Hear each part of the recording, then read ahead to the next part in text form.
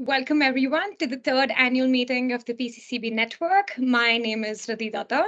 I support the work of the Capacity Building Subdivision of the UN Climate Change Secretariat and of the Paris Committee on Capacity Building as the coordinator of the PCCB Network.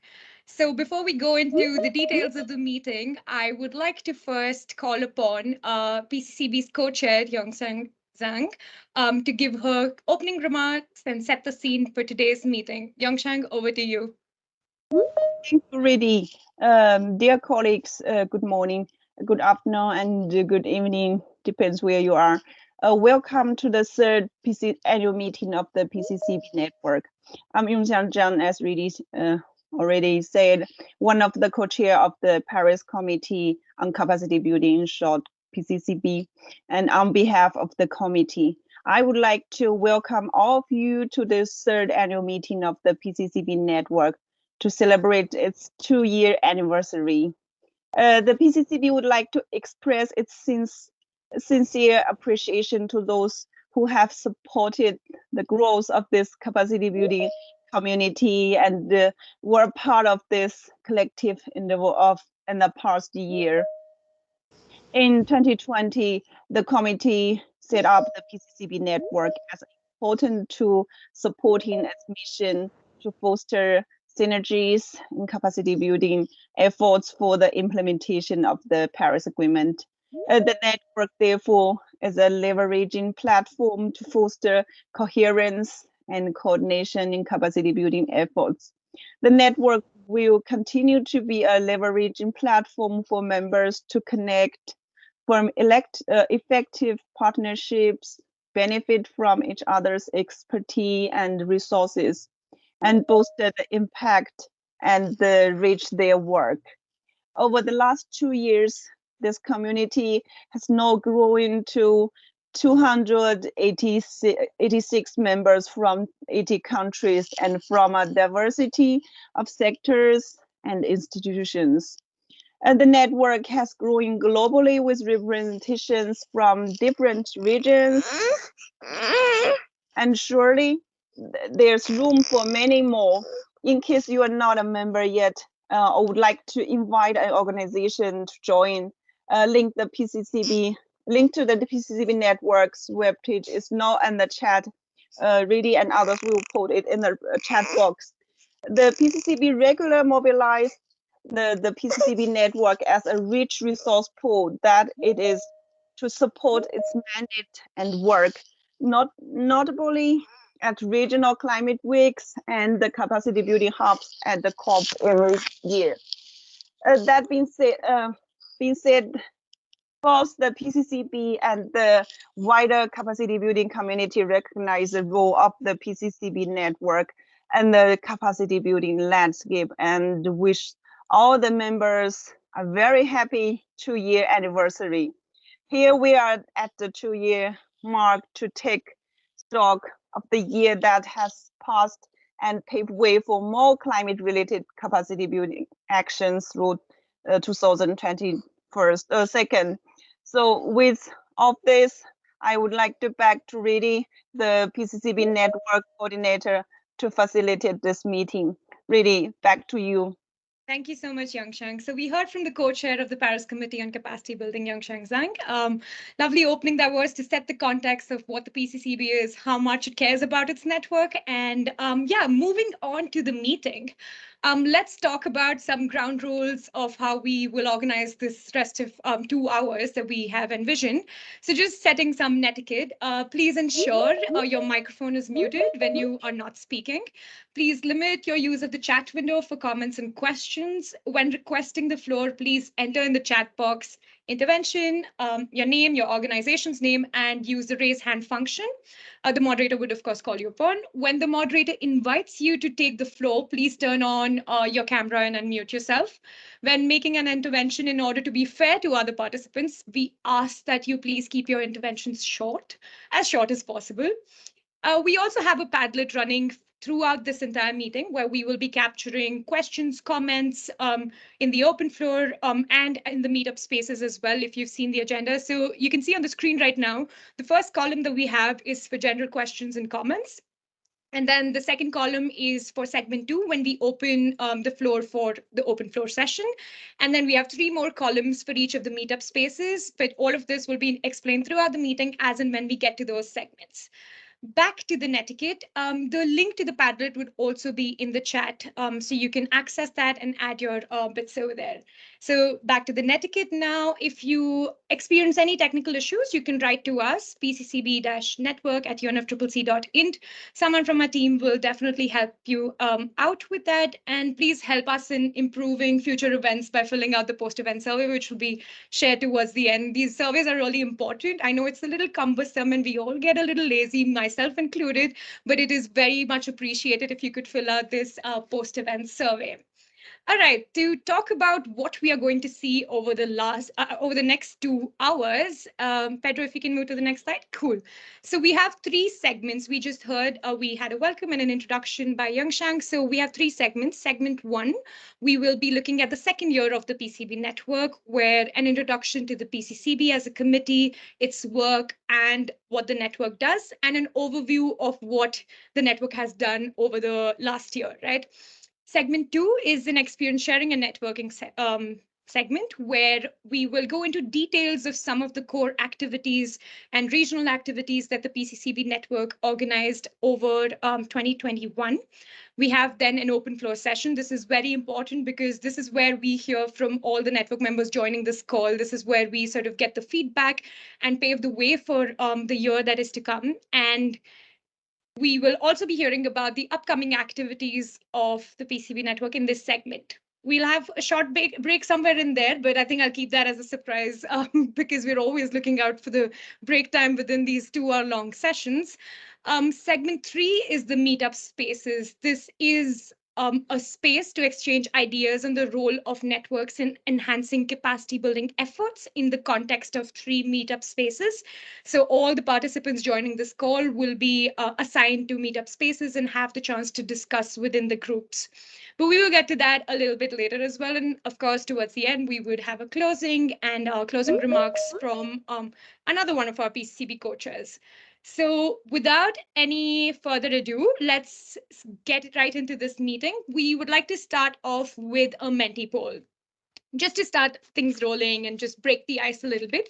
So you can scan the QR code on the slides, which you should be able to see right now, or you could go to menti.com and enter the code 65353941. The link to the Menti is also in the chat, so you can access it through there as well. There are a couple of questions. I'll give it about 30 seconds just in case someone is, scanning the QR code, and then we will move to the Menti. So the first question is, which region are you joining from? Just to get a flavor of where everyone is joining in. We have 33 people on the call right now. So we see a lot of people from Europe, a lot of people from North America. Good morning to you all. Thank you for joining this early. I know some of our speakers are also from there. So it's always a pleasure to have everyone over. We see some from Latin America, Asia Pacific, but we see a lot of concentration in sort of the Europe zone. All right, we can move to the next question now. Okay, so the next question is, what type of organization are you a part of? I see someone from sunny Scotland. I myself am based in India right now, in Bangalore. So sunny, hello from sunny Bangalore as well. But yeah, all right, so the next question is, what type of organization are you a part of? So we see a lot of NGOs joining this call. That's wonderful. Academia, UN agencies, they're catching up as well. NGOs still going strong. Academia catching up a little bit. I mean, this goes to show the diversity of the network, but also of this particular meeting where we have all these different organizations from all over the world joining us. We see some public entities coming up as well, think tanks, networks. It's networks of networks. That's always very interesting. All right, we can now move on to the next question. So just to see how many young people are joining this call, the next question is, do you identify as youth? Okay, we need to catch up. Young people need to catch up at this meeting. Okay, yeah, we're there, almost halfway there.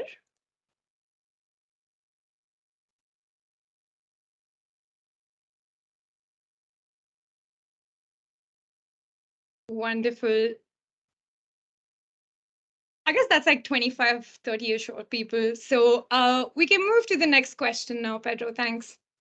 Right. We also want to know what the gender balance of this call is like. So we see a lot of women in there. Going strong. Almost double as the men in this call. If you also identify as any other gender, non-binary, or any other form, please feel free to put it in there, or also not if you do not want to disclose your gender. All right. So now the final question. Do you identify as a member of Indigenous peoples' communities?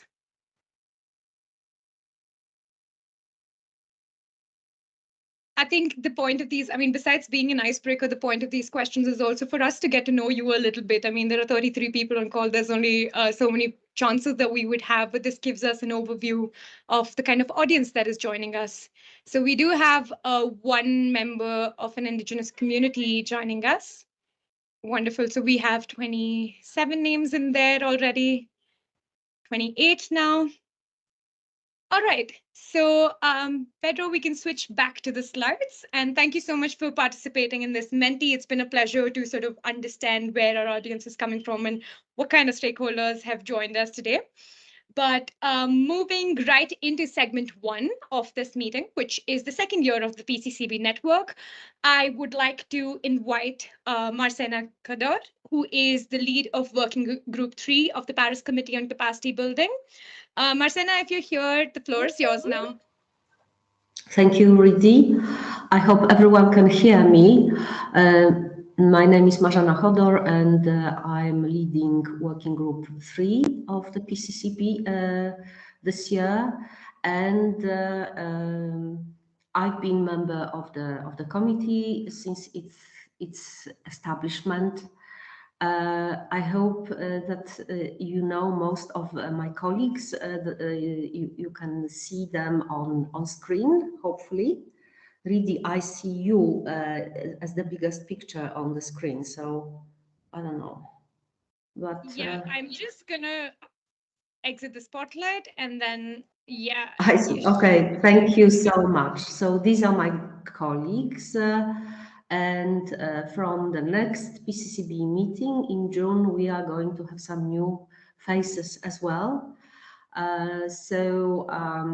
All these colleagues have been following what's going on in the PCCB network from the start with great interest. And I'm sure that they will be able to, while participating in the meeting, they will be able to also take part in today's discussions. Maybe for those that are new to the PCCB network, a few words about the committee itself. The PCCB, Paris Committee on Capacity Building, was established by the Conference of the Parties in Paris, and that's why it's called Paris Committee, in 2015 as part of the adoption of the Paris Agreement. And the purpose of the committee is to address gaps and needs, current and emerging, in implementing capacity building gaps and needs in developing countries, as well as to further enhance capacity building efforts, including with regard to coherence and coordination in capacity building activities under the convention. So since the establishment, you can see we have 12 members. They are representing regional groups and from both developed and developing countries. And the committee officially meets once a year during summer session in Bonn. And its task is to report to the Conference of the Parties and to the Conference of the Parties serving as the meeting of the Paris Committee on progress in implementing its work plan. There is a link in the chat, I believe, that you could open in order to see what sort of work the PCCB has been doing so far. Now, a few words about the PCCB network. As mentioned by my colleague Zhang, PCCB launched the network as a platform fostering coherence and coordination in capacity building efforts. And since the launch, which was 3 years ago, we have been joined by 286 members representing 8 countries and diversity of sectors from NGOs, private sectors, academia, think tanks, to UN agencies and public entities. The network has grown globally, and we are really pleased how it developed. We will strive to continue growing this network and invite still all interested stakeholders to join. Please tell your colleagues or collaborators about it. It's free and it's fun, I hope. It's open to all public and private entities and initiatives active at local, national, regional, or international level, and it's really worth, joining for those that believe in the power of collective action. The network is and will continue to be a reflection of great interest of members in capacity building to support climate action, and members of the PCCB networks are champions of change, whether on a local or regional level. You can see on this slide the regional spread of and types of institutions that make up the membership of the network. So you can see that 10.4% of members come from North America, 13.7% from Latin America and Caribbean region, nearly 26% come from Europe, 7.8% from the MENA region, 21.6% from Asia Pacific, and 20.5% from Africa. And NGOs are dominant group or category. And on the other end, we have UN agencies and public entities, which each provide 10% of our membership. We are also very pleased to have very good involvement of academia and think tanks because this is all about capacity building, but also of the private sector, which is very important for reinforcing these efforts that members are undertaking. Okay, thank you. So perhaps let's look at next slide. I know that you may understand that the PCCB has been set up in 2015 in order to align the PCCB network was created for the PCCB in order to align the network activities with the PCCB work areas, and there are 4 such areas. One is enhancing coherence and coordination on capacity building under and outside of the convention and the Paris Agreement. And the second work area is mainstreaming cross-cutting issues in climate change-related capacity building. The next one is promoting awareness, raising communications and stakeholder engagement on climate change-related capacity building. And the last but not least, identifying capacity building gaps and needs in climate change-related capacity building. Network areas are clustered as technical exchanges and peer learning, outreach and communications, and networking and engagement. Here on the timeline of the second year of the PCCB network, you can see the overview of the activities undertaken in its second year. You can see core activities that were organized, such as webinars, and this is given in dark green. And well, is it green? Is it well? Anyway, it's dark. Yeah, I think I just went with dark green. Well, it shows on my screen a little bit like green gray, yeah. And the youth in capacity building series at regional climate weeks and other collaborative activities with the committee are given in a lighter shade of green. And PCCB network communication products such as newsletters are in sky blue. We also count in that category the launch of UN climate change capacity building LinkedIn group and postcard project, which was carried out in July 2021. Then we have in darker shade of blue, or shall I say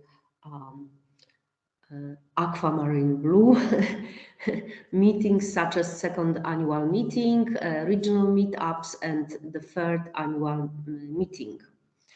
And finally, we have also the third capacity building hub in Glasgow. Sadly, I could not participate, but I know that it was a success, or even a greater success than the previous hubs, and the PCCB will definitely want to involve network members in the next capacity building hub in Egypt. Evidently, as a community, we have been doing quite a lot last year, and I would like, on behalf of the PCCB, to congratulate all those members of the network that actively participated in any of those events or activities. And we hope that you will continue collaborating with each other and with us also this year and in the future. I understand that we will talk more about all these meetings in the next part of the meeting in segment 2. So here we are looking at communication channels that we have, and these are website, email, YouTube, and LinkedIn, newsletters, online meetings, surveys, and also using partner channels. These different communication channels were used by the PCCB network last year, and I understand that in this way, the network had a chance to become an important channel for capacity building, information generation, and sharing and dissemination among you. The PCCB network and the UNFCCC capacity building subdivision welcome climate-related capacity building experts, practitioners, and enthusiasts to join the UN climate change capacity building LinkedIn group.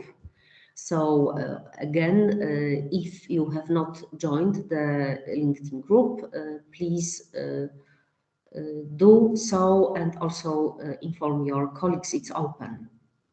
You can scan the QR code on the screen, and there is also a link in the chat.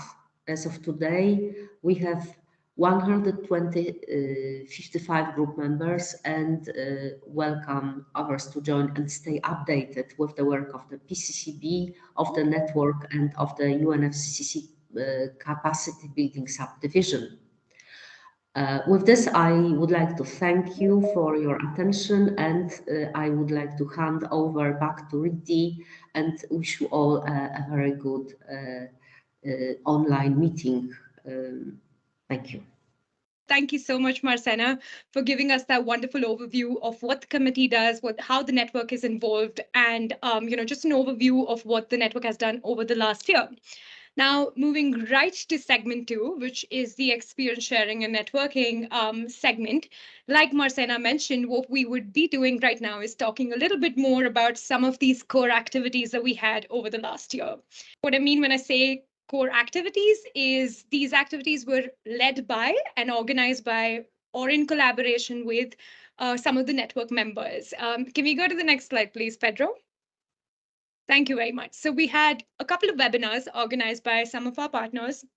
We had Columbia Climate School's International Research Institute for Climate and Society, IRI in short, ICAD, which is the International Center for Climate Change and Development, and our collaborative success story of clear environmental and digital storytellers. So we will be hearing from all of them one by one. But first, what I would like to do is welcome Deb Morrison. She is a learning scientist and designer at Clear Environmental, and I think her colleague Chris is also on the call. But Pedro, we can move to the next slide. And then Deb, if you would like to take the floor, please, and give us in 2 to 3 minutes overview of what your collaboration was like and how the experience was in working with the PCCB network through these workshops and at the Capacity Building Hub as well. Over to you, Deb. Thank you so much, and good morning, everyone. I'm coming in today from the traditional territories of the Songhees, the Esquimalt, and Wasanich Nations here in British Columbia, Canada. And my colleague Chris is joining me. Chris, if you want to just say hello. Hi. Oh no, I can't see my screen, but I'm coming from London, England. It's great to see everyone. Thank you. So digital or climate storytellers, as Rudy said, was a collaboration between Clear Environmental and digital storytellers down in Australia. We're here in Canada. And what we did was we looked at the way to bring people's work that they're already doing and issues that they're facing in their context into a narrative conversation. So people brought both personal experience, data on what their successes are, how they're engaging in climate work, to life. So we invited several of those participants into a session inside Climate Storytellers itself at the UN in the Capacity Hub, which was fabulous. And Chris organized a large part of that. So thank you so much to her. So I'll just keep going while we're working out the tech issue. So we had people from all across the world participate in a series of 4 workshops that we held. Clear Environmental led 2 and Digital Storytellers led 2. And the workshops included information around what makes a successful story, who you're communicating with, defining your audiences, what exactly you want to share. So is there an ask in your story? Is there what is the goal of your story? And then Clear Environmental worked around the issue of how do we actually complement your story with policy briefs, with very specific policy asks, so that your story can move something in the world. And so we provided a number of templates and resources for folks to be able to do that. We really created the workshops to be interactive. So we had a lot of different information shared with people, and we had jam boards where people brainstormed story ideas. We gave a lot of guidance and support on that.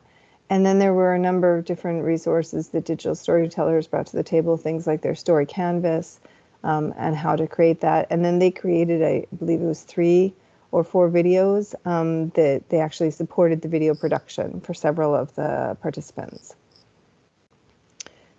We supported the production of briefs, so actual action for climate empowerment policy briefs. Our focus on the work was how do we actually engage Article 12 of the Paris Agreement, Article 6 of the UNFCCC around climate engagement. And then we shared the space in the Capacity Hub at 2 different sessions around having people tell their stories. And that was fabulous because participants in the Capacity Hub themselves also shared stories in the moment, which was just wonderful to hear. And we have a small video to play. Climate Storytellers is how we framed our collective work between clear and digital storytellers. And what we sought to do in this work is we sought to bring the best available information on storytelling, so research and community activist work and storytelling, together in a set of resources that are available for people freely, and then create a platform for people to share into, so a collective kind of crowdsourcing effort for sharing into. We're not looking to just tell stories of despair. We know in storytelling that's not going to help us move the world. What we're trying to do is we're trying to tell stories of action, stories of capacity building, solutions, efforts working forward. But we want to see those innovations, those knowledges and practices, these varied ways of being and knowing in the world. We want to see them from all different communities, from all corners of the world.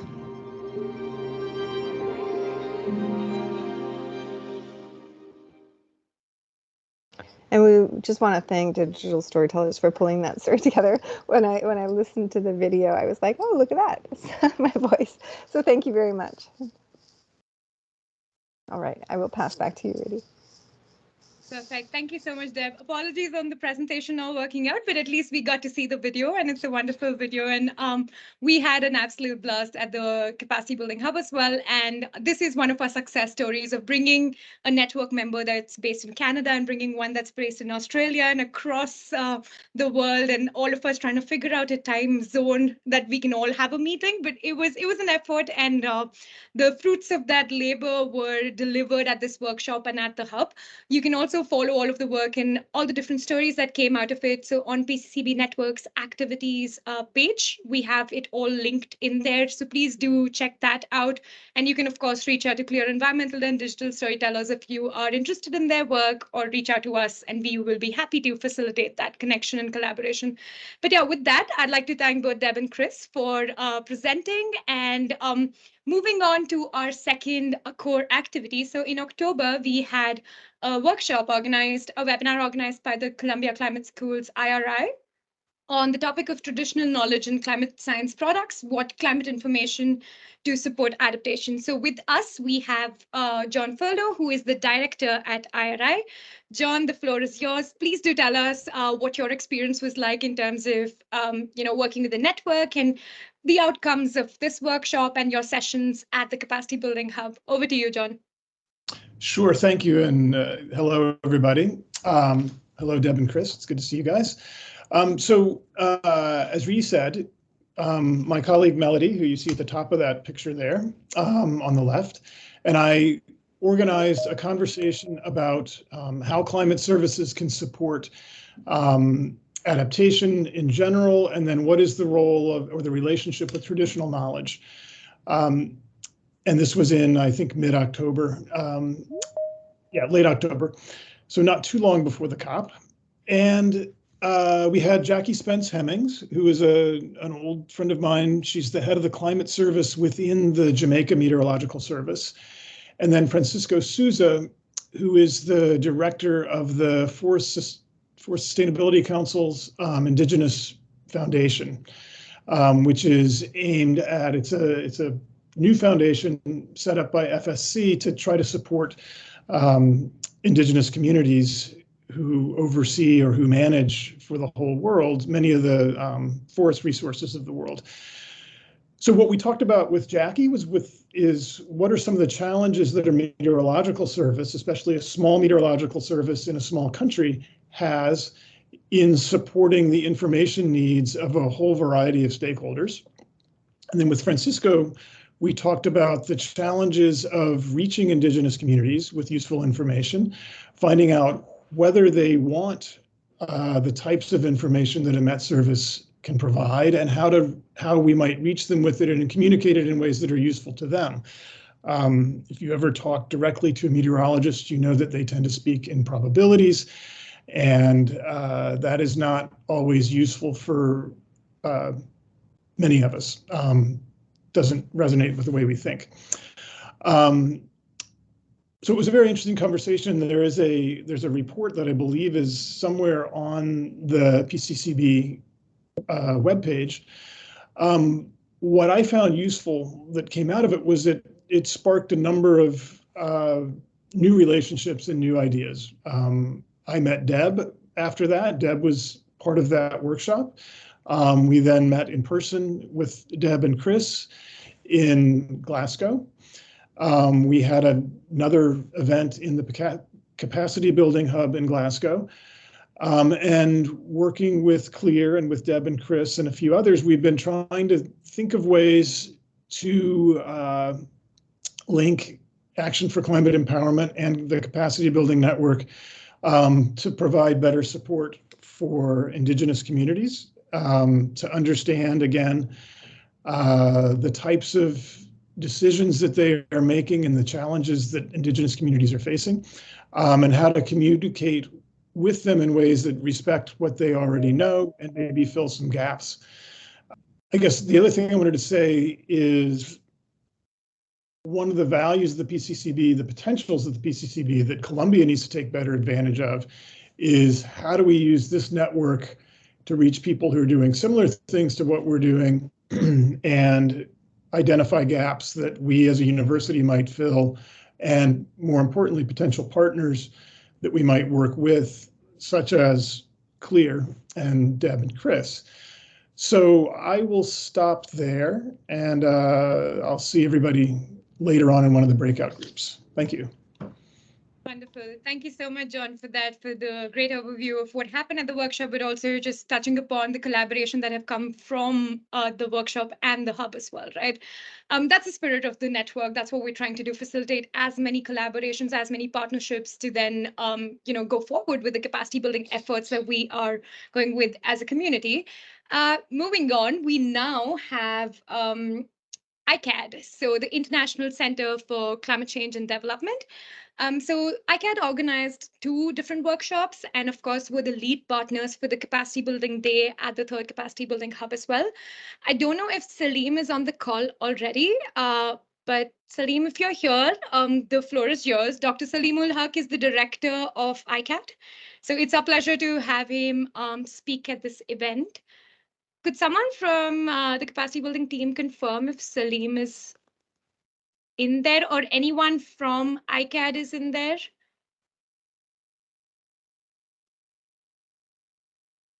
Okay, so we don't seem to have any of the ICAD colleagues join us.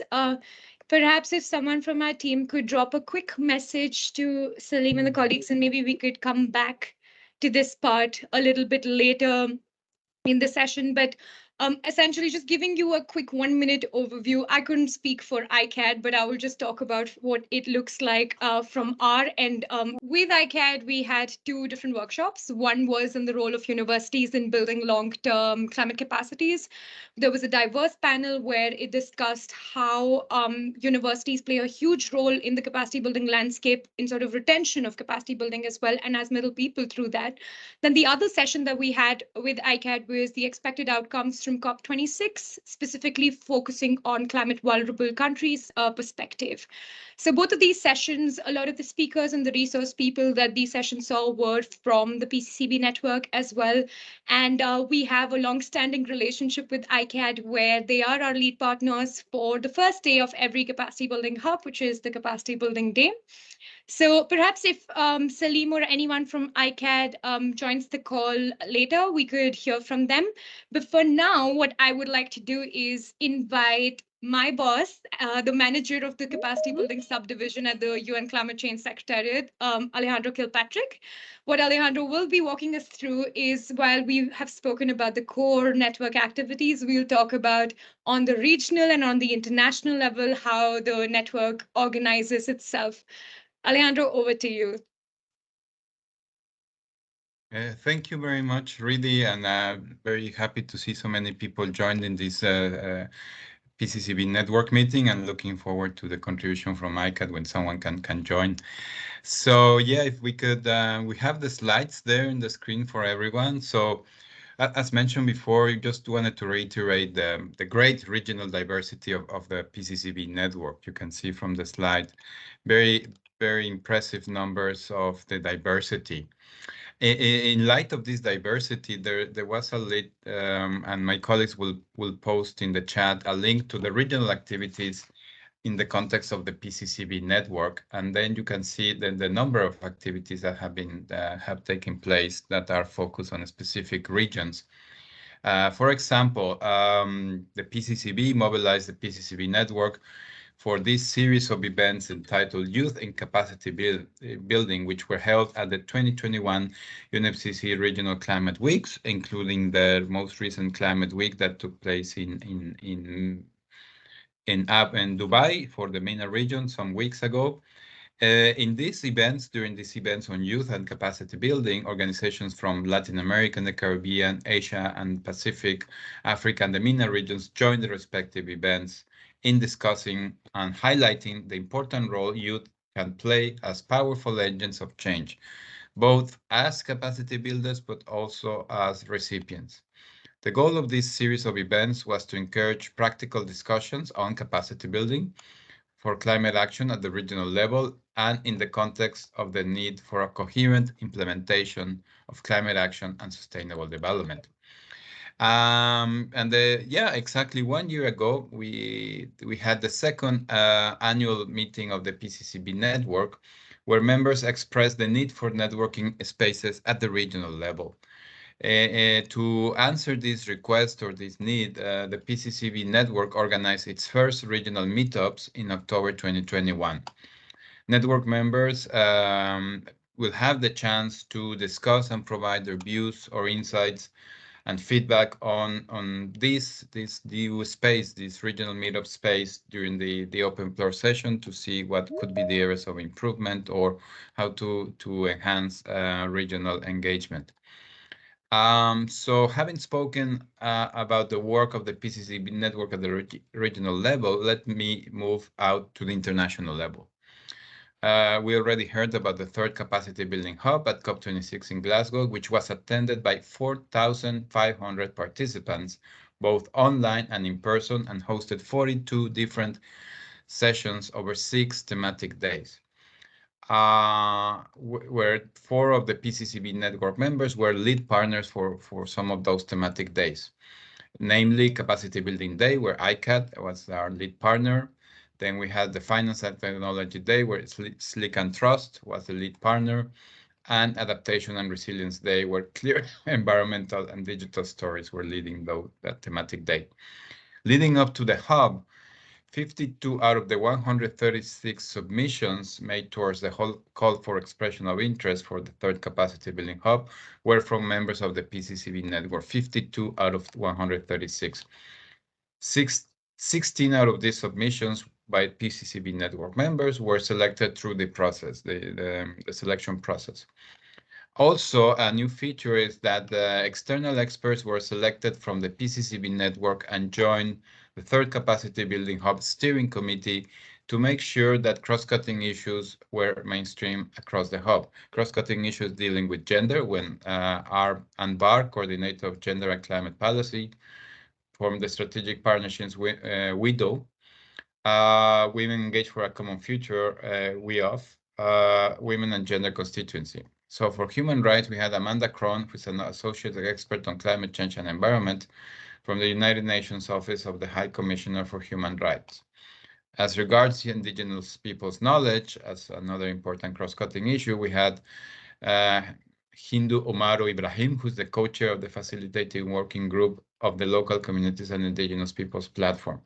And finally, but definitely not least, to ensure adequate reflection of youth issue, we had Timothy Dawson, who's the founder and president of Global Youth Development Institute. The PCCB members themselves were involved in 27 of the 42 events. Out of those, 20 events were organized by one or more members, which is an important element for the third capacity building hub to promote collaborative actions, including organization events. 4 of the events of the hubs were jointly led by PCCB network members. So just a snapshot of the network work at regional level, but also international level. And as already mentioned, we also have our social media outlets, and for example, LinkedIn, which has now a membership of over 1,200 members. So back to you, Rudy. Thank you. Thank you so much, Alejandro. That was a great overview. I think for me as well to see what we have done over the last year, maybe this gets added on how I report back to Alejandro after this meeting as well. But that being said, we heard about the core activities of the PCCB network. We heard about what the network does at a regional level and then at the international level as well. But we would like to hear from you all now. So there is another Menti. You can scan the QR code, or you could go to menti.com and use the code 19738595. And the link to the Menti is also in the chat. So please feel free to go in over there. Wonderful. So this is where we want to hear, because we heard about all of these different events and activities that we did, and Marcena before as well set the context for the communication channels that we have. So what we wanted to get feedback on, first of all, was which communication channels should be used more often. So we do see that there is newsletter is a people's favorite, let's call it that. In terms of the newsletter, it is a bi-monthly newsletter. We had one go out the month before last, so we are upcoming. There's going to be one in the next month. So how we go about the newsletters is that we have an open call for submissions, any inputs. If you have any knowledge products, any events, anything under the umbrella of capacity building, as a network member, you have the space of the newsletter to sort of provide inputs on that, and then we put them up in a nice little newsletter, give you credits for it, of course, because it's your hard work as well, and send that over to our mailing list, which is of 286 different members. We have 2 focal points per organization. So that's a lot of names to begin with. There's a lot of outreach that goes around that. So we see that emails and web pages have come up as well.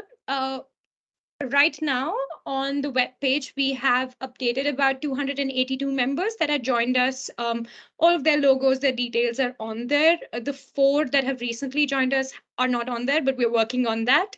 And in terms of emails, we do see the need that we need to send out more emails, I guess. So we will be working on that as well. And we would really appreciate if everyone could please join our LinkedIn group. The link to that was in the chat, and we would have it through the rest of the meeting as well.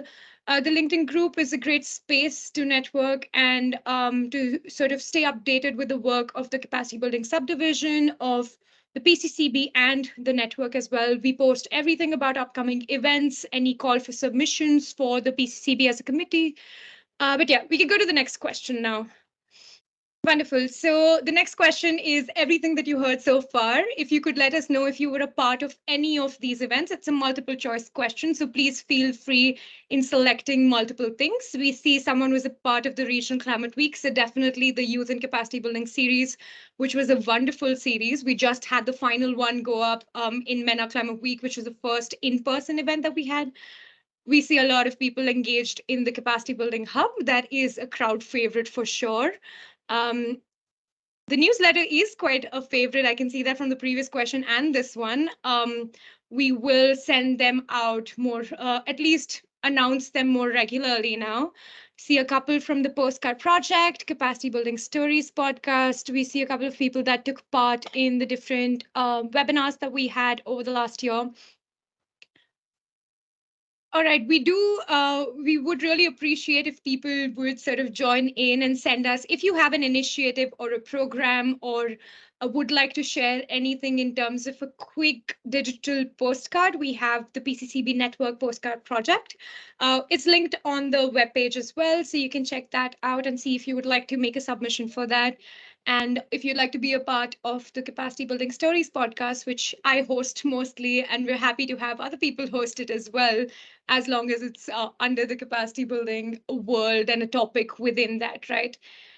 We see that not many people have joined the regional meetups, but okay, I see one person join in over there, but we will be talking about that in the open floor session because the point of the open floor session is to get your feedback. All right, let's move on to the next question, please. Right, and I think we spoke about communication channels that should be used more often in the first question, and in this one, we'd love to know which activities should be done more often. This also includes some of our communication products, but just to get an overview of what people would, what all the network members would like to hear more of. So we see online meetings and events and social media posts, calendar posts, a lot of online events. All right, so we will work very hard on that, webinars as well. I think personally, I really like that people do want to see more of the Capacity Building Stories podcast, because it's a creative effort, and it's always nice to bring the technical skills and the creative front of things and mash them up together. But yeah, so we do see a lot of feedback in terms of having more events. Wonderful. Thank you so much for participating in this, Menti. We can go back to the slides that we have. These mentees are extremely important for us to get quick feedback on what we should do more of and how we should go about the rest of the activities that we have in this year. I spoke about the open floor session so much, so we are going right into the open floor session. I think I have done a lot of talking so far, and I would love to hear from everyone joining this call now. For the sake of time and that everyone has a fair chance, please keep your interventions short. I mentioned Padlet before. The Padlet is still open. The link to the Padlet is on the chat. As you can see on the screen right now, the first column that we have is for general questions and comments. At any point in this meeting, if you have any comments or questions, please drop them there. But we will be specifically using the column 2, which is segment 2 open floor session. For this session, I will be picking up any comments made over there as well as interventions. And then if you could leave your name as well, I would also call you upon to then understand further what your suggestion or comment was. All right, so the open floor session will be organized in basically 4 questions, and we will go one by one. Please feel free to raise your hand, drop it in the chat, and I'll call you upon. So the first question that you see on the screen right now is, what events or activities of the PCCB network successfully engage members to build capacity? So far, we've heard of so many different activities, so many different communication products, and everything else that the PCCB network does. But then, are those successful? While success is a subjective term, we would love to hear from network members in terms of which events or which kind of events or products they thought successfully engaged them and should be done more of. Kathy, would you like to take the floor, please? Sure, thanks, Riddhi. I guess just very briefly, and I know that I'm definitely very biased, but I think the youth series organized in the Regional Climate Weeks is definitely a huge success in terms of engaging regional youth and also hearing, their really on-the-ground actions and also their perspectives. I think that's super helpful, and I've heard lots of discussion from PCCB members, from various constituencies members, and also NGOs and parties talking about it. And I think that's something really helpful. And also in the recent conversations with the high-level champions and with others in terms of thinking about youth engagement in the coming year. I think this is definitely a really good series, and definitely looking forward to PCCB's further work and also PCCB Network's further work on youth engagement. Thanks. Perfect. Thank you so much for that, Kathy. Kathy was one of our speakers for at the Youth and Capacity Building series, specifically the one in Asia Pacific. And then she also featured on our podcast episode as well, which had a focus on youth and capacity building. So yeah, it's lovely to hear that the Regional Climate Week series has been doing well, and then engaging with youth on the ground in the different regions is something that's appreciated by the network members. I see a comment on the Padlet, which is where it says, on the strength of universities discussion, when we're now developing university collaborations around climate education and green skills provision internationally, especially in run-up to COP27. Thank you to the network. No one left a name over there, but thank you for your comment over there. And I think the role of universities is something that we have, a role of universities, university networks, academia, is something that we have explored through the last year, specifically through ICAD's workshop, where we were sort of exploring the long-term capacities that, academia can help and build. I see a hand raised. Deb, would you like to take the floor? Yes, thank you. So yeah, just maybe one other comment on the universities, and thanks for bringing that up. One of the moves that we're trying to do both across Canada and across the United States is to create more substantive connections between universities, government, industry, grassroots community efforts, as ways for funding mechanisms. And I think that this is a really important thing. And I really appreciate all the work that ICAD's been doing, because they really have helped us think more And across the capacity building network, we've really been able to like talk and think together about what that network in Asia potentially could offer North America as an idea. So really thanks to the work that they've been doing for forever, it seems like, in their region with very little resources, frankly. And so like how we can, as a global community, resource networks like ICAD, like APEN in Asia and others. So Japan, I know, has taken the lead in funding that effort as well as others. So thanks to the funders who are innovative enough to be able to think that way, because that connective tissue and having universities as a hub for managing that can be really powerful. So thank you. Perfect. Thank you so much for that, Deb. I guess this goes to show how there is peer learning that occurs within the network besides just collaboration as well, right? Because you might not be collaborating directly, but then you hear of someone's work through an event and then end up knowing more about it, and that leads to a collaboration. So at the end of the day, for the network, collaboration is such a key word. Just bringing up one comment from the Padlet, in general questions and comments, someone has left a comment there that says the PCB network is a great space for exchanging experiences on capacity building, but also has a lot of potential to develop collaborations on concrete projects. And I think that is a very valid and fair point. We will be taking this up in one of the other questions in the open floor. But for now, I saw a hand raised by Dave. Is that still the hand? You have the floor, please. Thanks, Riddy. It's Dave Ray from Edinburgh. Yeah, so it's really just to echo your comment about, and Deb's, about how the network's kind of helping us regionally and nationally as well. So one of the key things, so one of my comments was about the climate education and green skills development work we're doing for COP27, and that's grown out of what we did in COP26 in the UK. Is we had a COP26 universities network, which was great, and we did a lot of stuff domestically, and now we're really focused on international, running up to Egypt and COP27, and the network's, you know, a key partner in allowing us to do that, to make the connections, to not reinvent the wheel, but also to connect across the universities and look, just as Deb was saying, at where resources can be focused and shared and partnerships built. So it's been great. Wonderful. Thank you so much, Dave.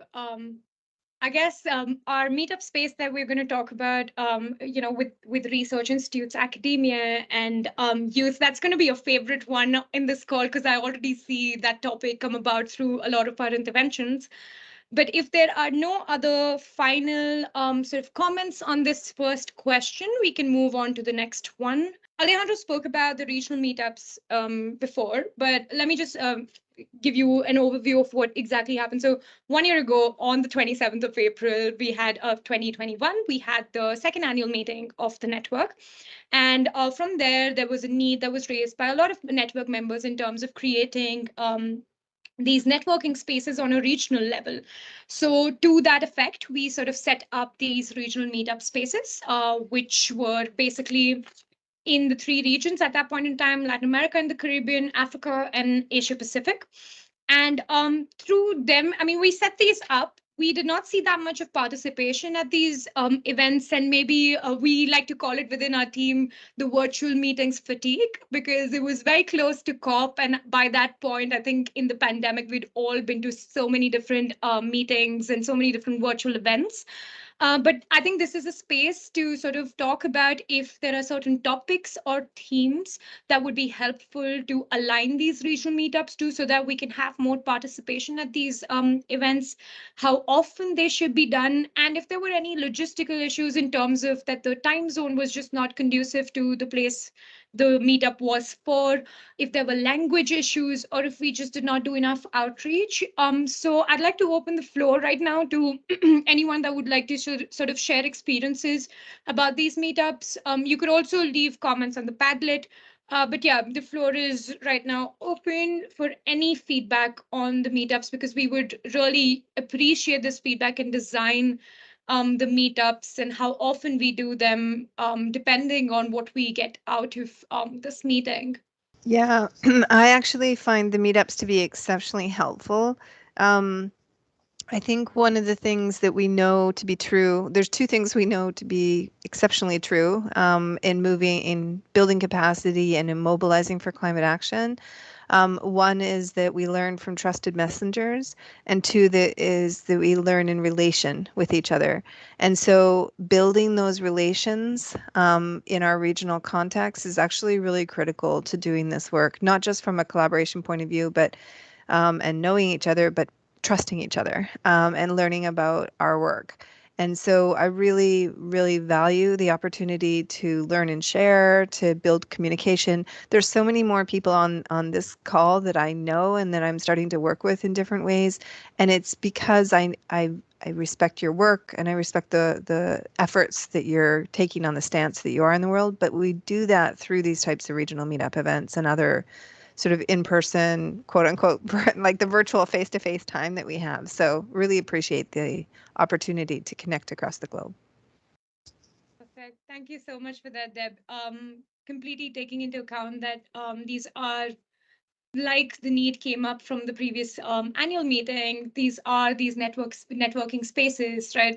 I mean, as much as we would like to do this in person, we are still all across the world. And I think we're very used to the virtual space now, right? So we will take into account doing them more often, perhaps every quarter or half yearly, and we communicate that with the network as well. I see two comments on the Padlet. One is regional meetup spaces are a great idea, but maybe more outreach on them would have been more useful. Not sure how familiar members were of them. That's a very fair point. And I think that's bringing in from our end in terms of facilitation. These meetups took place like right before COP, and there was a lot happening in terms of just events. So this year we've taken more of a spreading all our events across the year so that it's not too concentrated in some areas.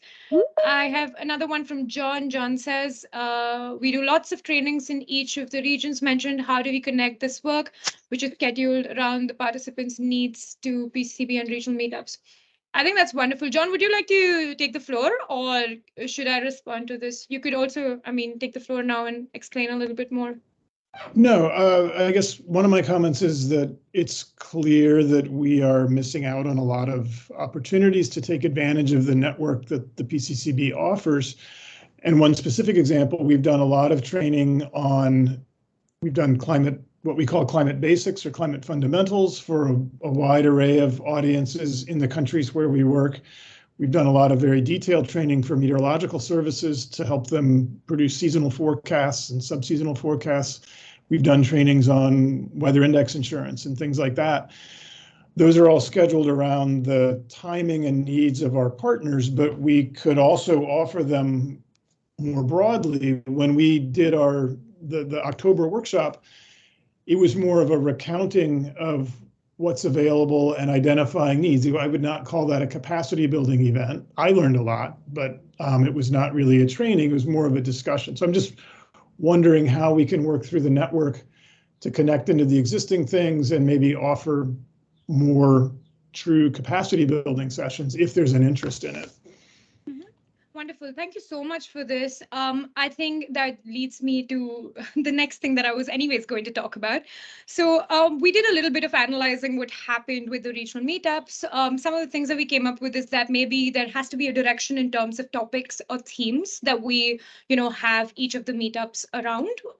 And the other thing that we would really appreciate is that if any organization of the network is interested in leading these meetups, because I realize that at least in Latin America and the Caribbean and Africa, we are the capacity building subdivision, but we don't have the language capacity. I myself don't speak Spanish or French.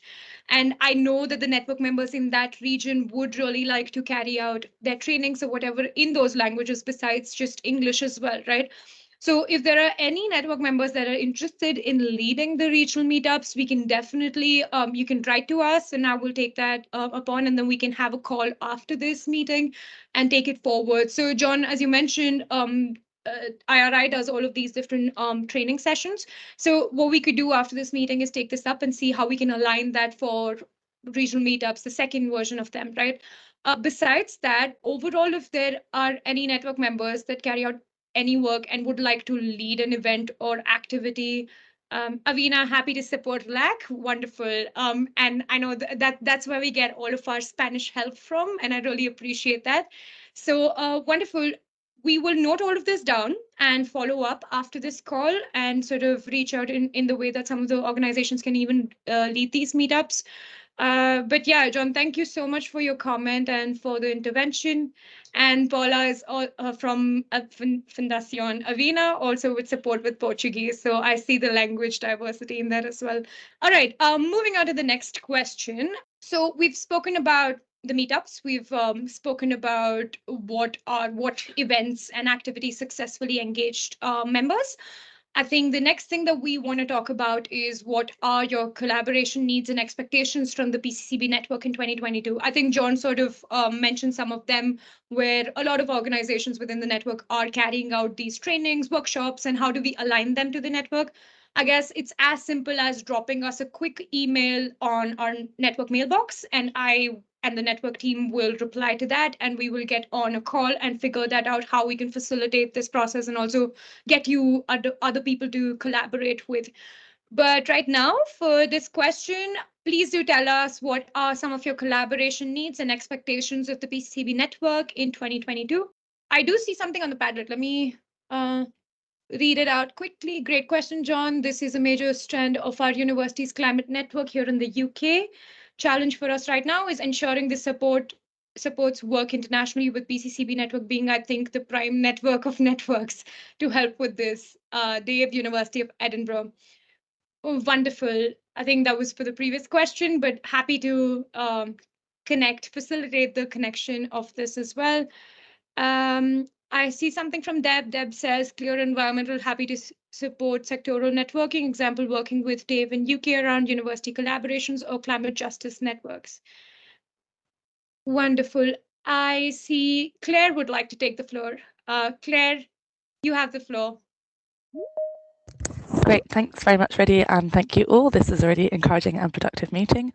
For those I haven't met before, my name is Claire Hotz-Fleming, and I'm the capacity building negotiator and the lead on the Catalyst.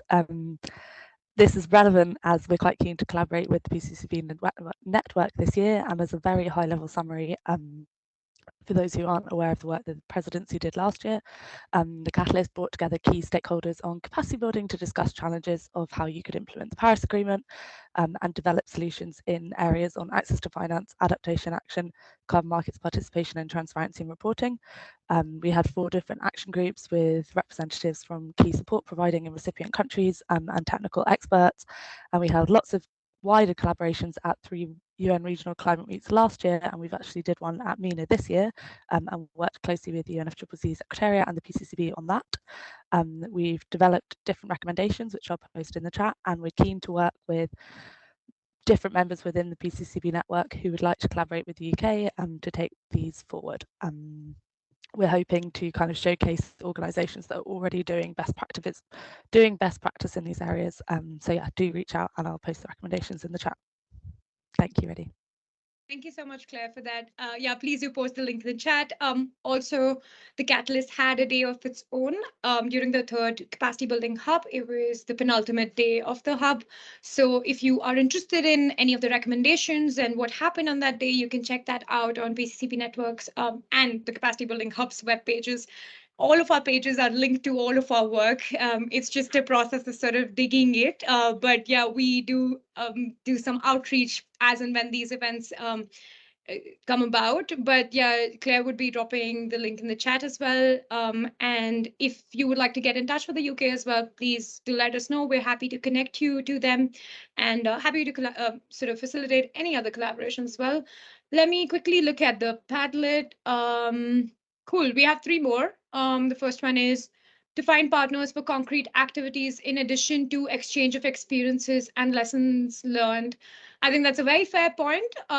Throughout this the call so far, the meeting so far, we've seen that collaborations is a keyword, but also as the Secretariat that supports the work of the PCCB and the network, we will do the matchmaking process and sort of facilitate anyone that reaches out to us. So I think in terms of first step is, if you have an activity in mind, if you're looking to collaborate with someone, may that be just an overview, a 0th level of concept note, or just an idea or a theme, please feel free to reach out to us, and we're happy to sort of do the matchmaking and take it forward from there.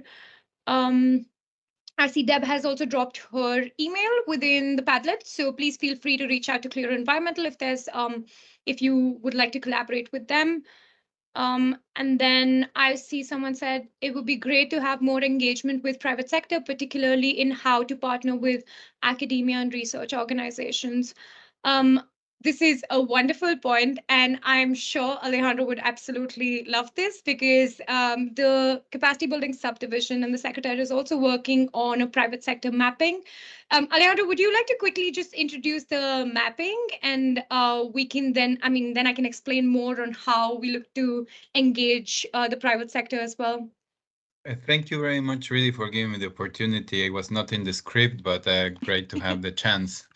So, no, indeed, the capacity building subdivision here at the Climate Change Secretariat, in collaboration with our regional collaboration centers in 3 regions in Asia and Pacific, through the center in Bangkok, in Africa through the RCC, the center in Kampala, and in the MENA region through the collaboration center in Dubai.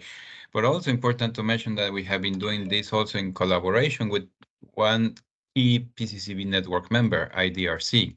And I think we have IDRC colleagues here.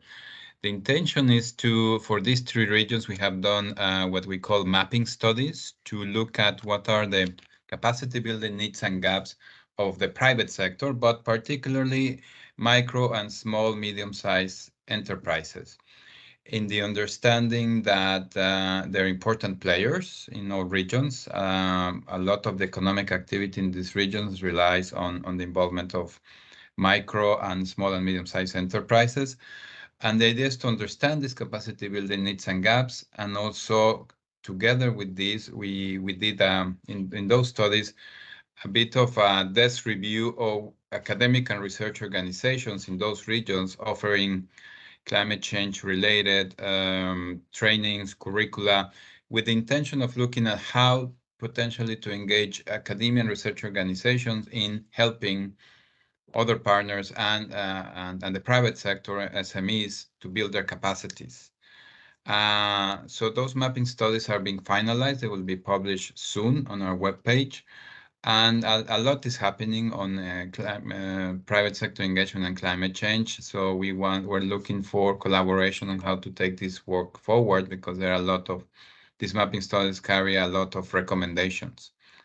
And it's an exciting area, and I think the PCCB network could be a very good space for taking also this forward and benefiting from the experiences from networks, and maybe, as a comment mentioned, maybe look at potentially engaging more private sector entities from SMEs or association of SMEs into the network. So that's something that we can definitely continue exploring, and please keep posted when these studies will be published. We'll send a message through our outreach channels and for all PCCB network members. So thank you, Ridi. Thanks for the chance, and back to you. Thanks, Alejandro. Thanks. Thanks for the overview. I think this is very important work that we're doing within the Secretariat, but also has many linkages with the capacity building community in general. As you would have seen when Marcena was presenting the regional and institutional spread of the network, we are very, very happy and welcome private sector entities to join the network. So all of the members that are on the call right now, if you collaborate and work with any private sector entities, please feel free to let them know about the PCCB network, and we are happy to sort of have them on board, join this network, and take the work forward. And specifically coming back to the comment that was made on Padlet about how academia could play a role with, connecting to private sector and, more engagement around that. If you're interested in that kind of work, please do write to us, and we'd be happy to take that forward. And like Alejandro mentioned, when the report is out and when all of the different details and the moving parts of this mapping studies are, we will be communicating that with the network, also posting it on LinkedIn. So keep your eyes and ears out for that kind of information as well. But yeah, we are slightly running over time, so I'll quickly go to the last question and spend like just 2 or 3 minutes on it, and then we can move ahead with the agenda. So I think I would take only 2 interventions for this particular question, just like 1 minute each. While we are striving to do better and learn by doing through these 2 years that we've had. And we have been hearing this term of network of networks, and how our PCCB network members are also part of other networks. I think we would love to learn from our network members as well, if there are of any best practices in terms of networking that the PCCB network can adopt. Let us know if you think that there are any best practices or any ideas that the PCCB network can adopt in terms of, enhancing the networking aspect of what we do. Any comments, any suggestions? Speaking of network of networks, at the Capacity Building Hub, the last event that we had on the final day, which was the PCCB Focus Area Day, was exploring exactly that, like how we can learn. I mean, peer learning is something that we look at throughout the network, and that means we also learn from other networks. So the topic of that particular discussion was amplifying the role of networks and amplifying just networks in general on how they have an impact on capacity building landscape overall, right?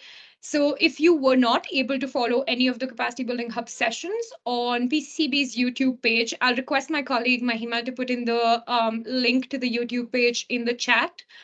You can take a look at all of our days. So we had a live stream running through all the sessions. So we have 42 sessions. And I mean, nobody expects anyone to watch the entire thing. But if you, in the description of the videos, you'll see timestamps for the different sessions and organized by whichever organization. And yeah, you could check out the video and the event and see if that was of any interest. Also on the web pages, we have all the concept notes, presentations, resources. We have the capacity building portal as well for any resources. I don't see any hands for this question, so just bearing in mind that we're running slightly over time, let's skip this and then we will follow up, take this over email. Yeah, perfect. So I would give the floor back to Alejandro Kilpatrick, who is the manager of the Capacity Building Subdivision here at the UN Climate Change Secretariat.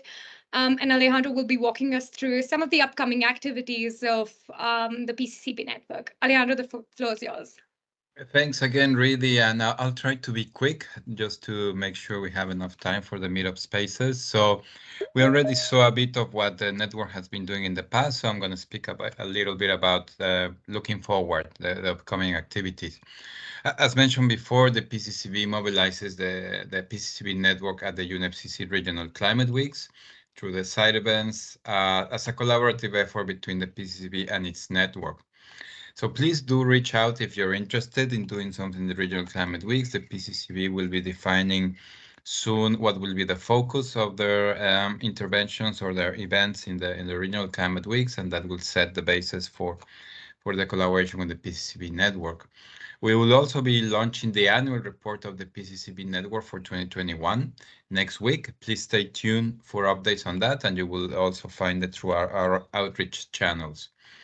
Also, regarding the next capacity building hub, the fourth capacity building hub, which will take place at COP27 in Egypt. Please also stay tuned because the call for expression of interest will be launching around July or August. And we will request the PCCB network members to submit their interest in organizing an event at the hub in Sharm el-Sheikh, and would love to see even more engagement at the hub this year, including of new members, including, for example, the private sector, as we discussed.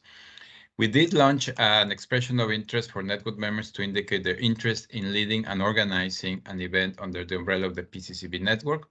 So far, we have received these submissions and are in the process of analyzing them and matchmaking to ensure that all PCCB network core activities are fruits of collaborative and collective efforts. We will be reaching out shortly to confirm these activities and posting the list of activities for 2022 on the web pages in the coming weeks. The next slide, and having said that, the first core activity of the PCCB network, and I'm very happy to announce this, will take place exactly a week from today on the 4th of May. This is a collaboration with the Organization for Economic Cooperation and Development, the OECD, who has recently joined the PCCB network and will be leading this OECD PCCB network workshop series on capacity development for climate action ambition. The first workshop of the series will take place next week, as mentioned, on a specific topic within this series, which is capacity development to support developing countries access climate-related finance. You can see in the slide the QR code. You can scan it and register. And the link is also in the chat for these events. All other materials are available on PCCB Network's webpage. And I thank again the OECD for this collaboration, and I'm sure it will be a very exciting series. Again, lastly, please feel free to always reach out to us if you'd like to organize or lead an event or collaborate with other PCCB Network members. Our secretariat, the capacity building team, will always be happy to facilitate any partnerships or collaborations. I hope I was quick enough. Back to you, Riddhi. Thank you.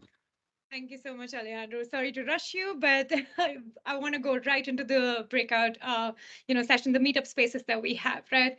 So that was an overview of the upcoming activities.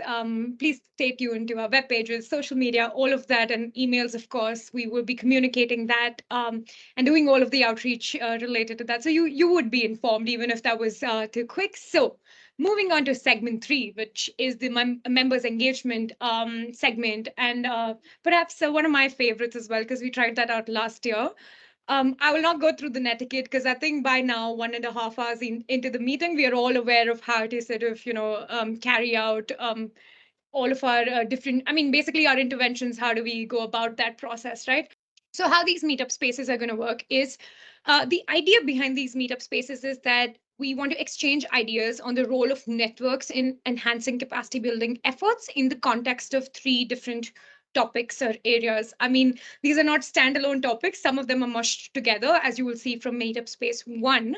But let me go through each one of them. So Meetup Space 1 is in the context of research institutions, academia, and youth. And I'm pleased to let you all know that IRI, so John, you heard from John before, so John will be facilitating this particular meetup. And the idea is to sort of explore the linkages between academia, youth organization, youth networks, and capacity building in general. So you could see the question on the screen, but then John will take you through the entire process as well. Meetup Space 2 is in the context of least developed countries and small island developing states. Giovanni Henry from the Commonwealth Secretariat will be facilitating this particular meetup space. And the question over there is, how can networks be mobilized to address capacity building needs and gaps in LDCs and SIDS? And finally, Meetup Space 3 is about capacity building tools and methodologies that will be facilitated by Paula, a colleague from Fundación Avina. And we will be talking about tools and methodologies in general.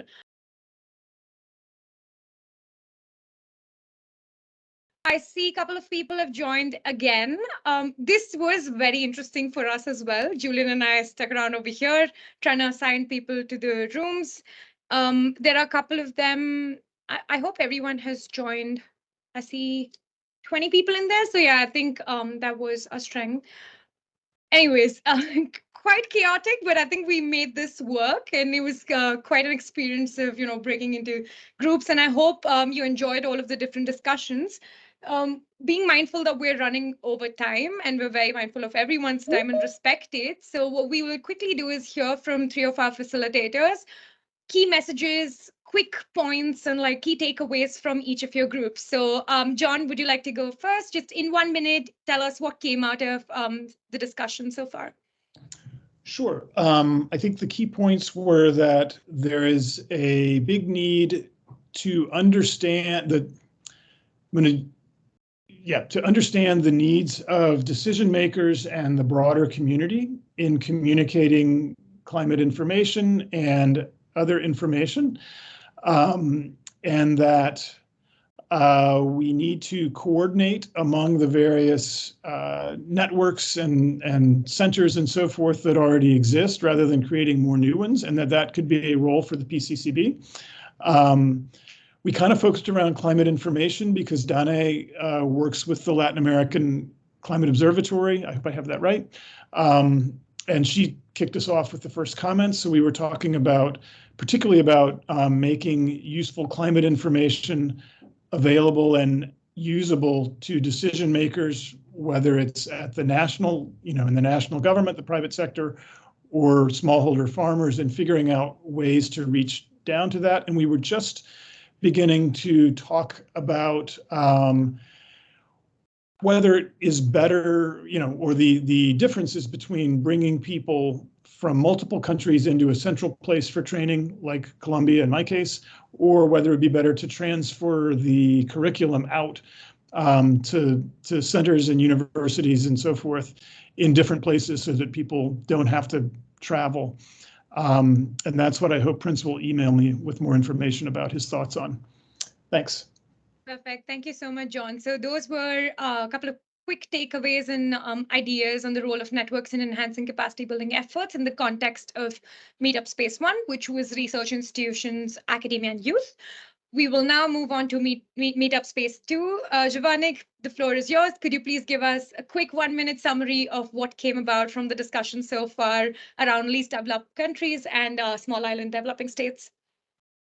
Yeah, thanks, really. I'll try to be within 40 seconds, hopefully. So I think one of the main things which we sort of brought forward was the fact that there are solutions which are working, but the challenge is that how can we sort of shift the focus where we bring forward a lot of these best practices, that are working, and that is where networks like the PCCB can facilitate that, because there are stuff that is we identified that are working within certain member countries to build capacity, but the challenge is, of course, that it is not being shared across. And I think that is an area where we think a network like the PCCB, given the sort of broad diversity to the members and the region which it covers, it provides that ideal platform to sort of share these experiences for the benefit of all. And I think also just another point was along the lines of how can we sort of invite parties to engage with networks to sort of that direct engagement. I think that would actually augur well in terms of supporting countries in terms of achieving the targets of the Paris Agreement and pushing that forward. So I think, yeah, I said 40 seconds. Hopefully I stayed within that space. But yeah, thank you. Well, you're wonderful at timekeeping, I must say. We have to work on that a little bit. But thank you so much for just giving us some of the key takeaways from that session. And then now, last but not the least, Paula, could you tell us what came up in the Meetup Space 3, which was around capacity building tools and methodologies? Yes, thank you, Read It, and for everyone who was in the group. We discussed that there are experiences in terms of assessing capacity and knowledge needs and gaps, yet they are very context specific. There are not many tools and methodologies and experiences that are systemic or standardized. In that sense, there is a positive side, which is we have tools and methodologies and experiences that are very specific to context. On the other side, there's a challenge of resource. How do we use better our resources and are not doing redoing research to understand the capacity and knowledge needs and gaps. One of the most important challenges that we find is the use of results to ensure the uptake and that information really informs capacity building at institutional level to ensure retention, ownership, and uptake of information. And finally, one last issue that emerged, but that's very, very important as well, which is there's a lack of methodologies and tools to monitor the effectiveness of capacity building in terms of the quality of capacity building. So that was it. Thanks. Read it. Perfect. Thank you so much, Paula. And big thank you to IRI, Commonwealth Secretariat, and Fundación Avinam. We will keep the Padlets open. So in case, given that there was a lot of logistics of moving into groups coming out of it, please drop your comments, questions in there. Our facilitators also have access to that. If you would like to drop in your emails in there as well, so that you could reach out to each other, that would be very helpful. There'll also be a summary report to this annual meeting.